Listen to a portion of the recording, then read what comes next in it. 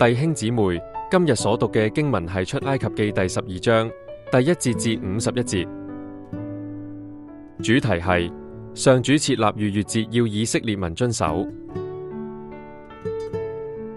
作者喺出埃及記第12章記載，上主要以色列民將出埃及嘅嗰個月定為一年嘅第一個月，同埋要喺嗰個月守逾越節，成為世世代代嘅定例。以色列民需要喺逾越節嘅晚上宰殺無瑕疵嘅羊羔，同埋用羊血塗喺門框上面做記號，以便上主喺擊殺埃及長子時越過嗰個家庭。以色列民要喺食逾越節晚餐嘅時候穿上準備離開嘅衣服，而當晚要食羊羔嘅肉，同埋要準備無酵餅同苦菜一齊食。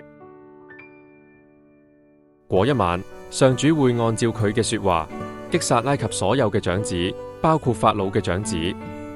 而以色列民就遵守上主嘅命令，迅速預備財物同無酵餅，準備離開埃及。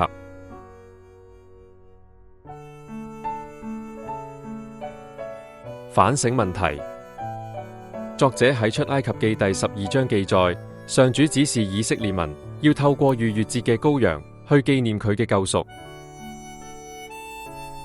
咁你每日或者每週會用乜嘢行動去紀念上主對你嘅拯救呢？